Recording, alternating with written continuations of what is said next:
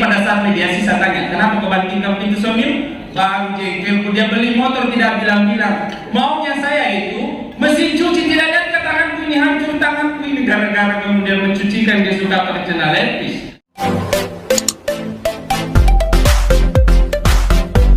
Keluarga besar Pak Haji ya Ustaz, keluarga besar almarhum Andi Mapiara yang insya Allah dirahmati oleh Allah Subhanahu wa Ta'ala. Kalau bukan setitik tinta, takkan lahir sebaik puisi. Kalau bukan karena cinta, takkan hadir kita di sini. Ini jauh-jauh ini orang dari Mare banyak di belakang di situ itu Bone Mare ketemu dengan Bone Kendari.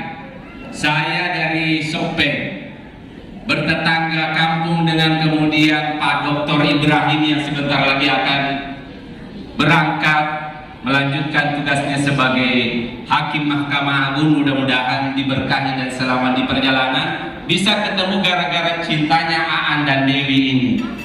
Jadi kita ini pada hari ini bertemu karena cinta. Saya ingin mengingatkan sebelumnya, tidak akan panjang saya ini, kalau saya lewat nanti jam 11 tegurkan.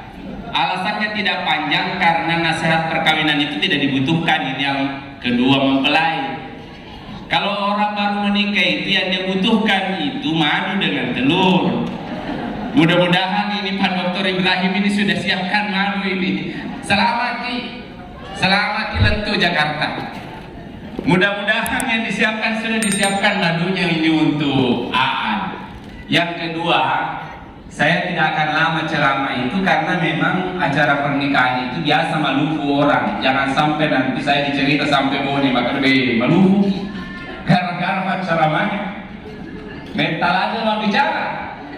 Pesan saya begini, terminal terakhir dari cinta itu Aan Dewi adalah pernikahan. Termasuk dengan ini yang masih jomblo, maka pastikan semua cintamu itu harus sampai di pelaminan.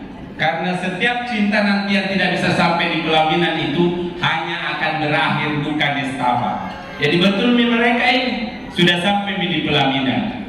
Tidak ada obat terindah yang paling enak bagi orang yang jatuh cinta selain pernikahan.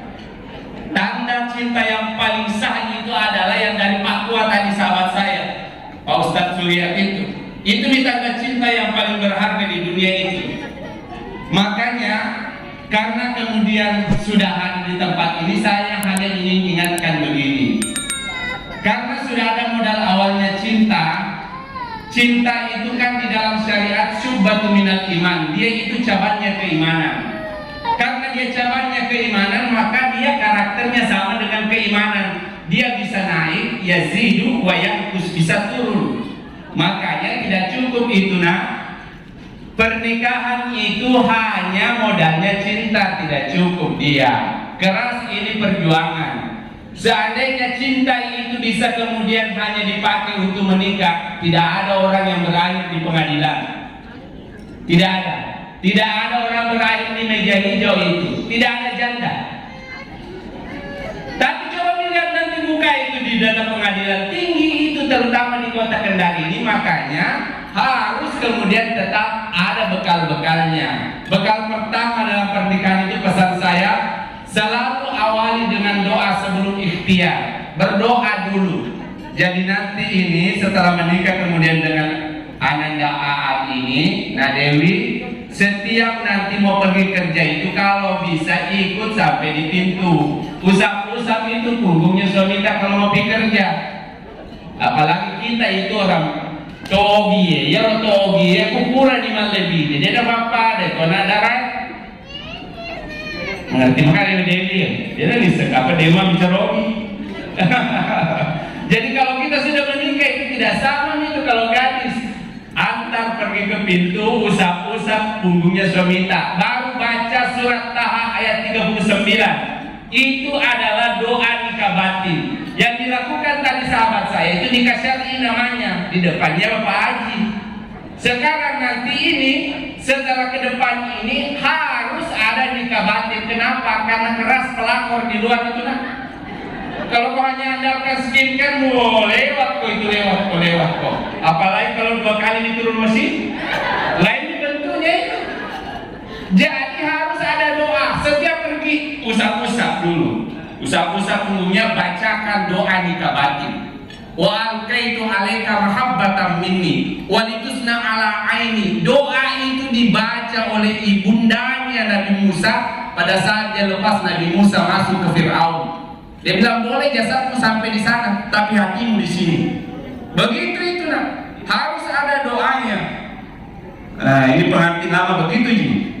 Jangan sampai hanya nongol saja naruntu suamita.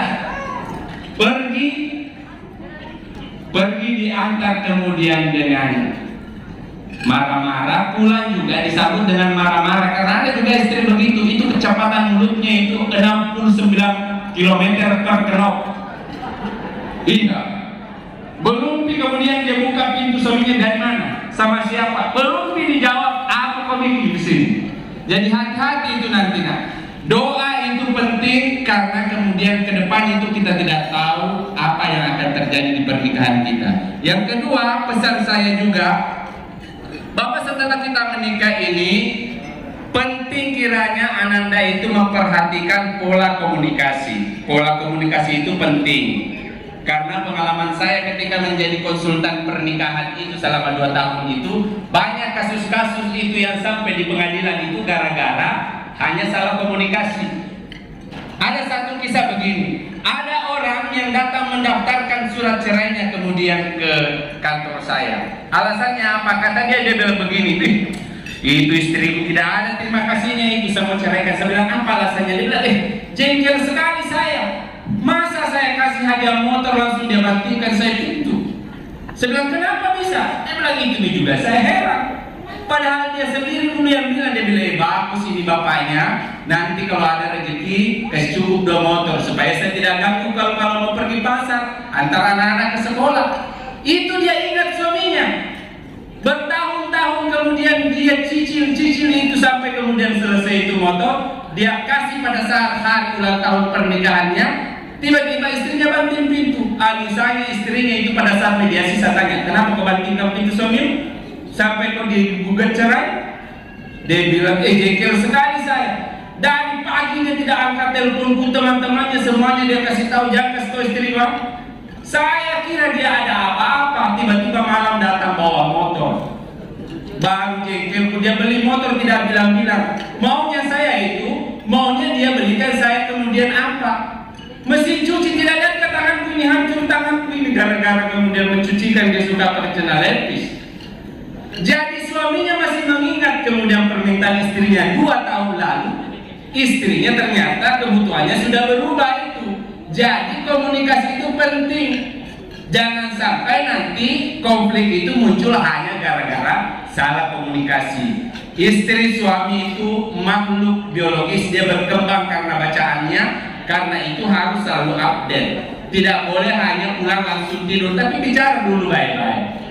Dan yang terakhir, saya harapkan nanti ini dalam pernikahan ini akan panjang. Ibadah terlama di dalam dunia itu adalah pernikahan.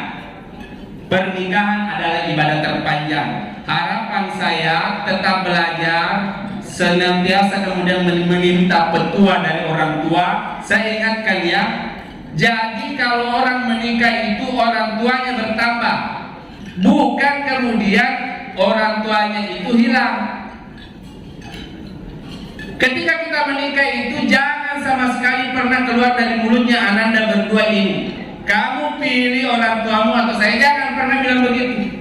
Yang ada itu orang kalau sudah menikah jadi 2, mamanya dari tadinya 1 jadi 2, bapaknya itu dari 1 jadi 2. Jadi jangan sampai nanti ada keluar mulut itu, di mulut itu kita itu menyuruh suami, menyuruh istri memilih antara kau pilih saya atau orang tuamu. Karena kalau seperti itu kita kasih celaka kita punya pasangan kalau begitu. Sama dengan kita antarkan dia memilih jalan masuk neraka.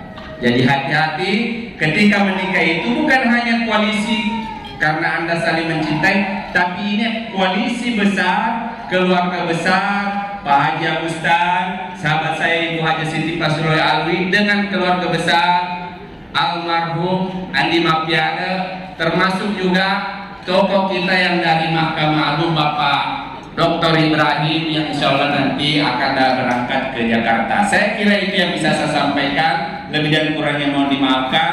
Barakallahu lakuma wa jama'a bainakuma fi khair. Mudah-mudahan Allah memberkahi pernikahan ini sampai kemudian ilal jannah. Assalamualaikum warahmatullahi wabarakatuh. Waalaikumsalam warahmatullahi wabarakatuh. Terima kasih Bapak Rusnam Alkandari, SHI MHI.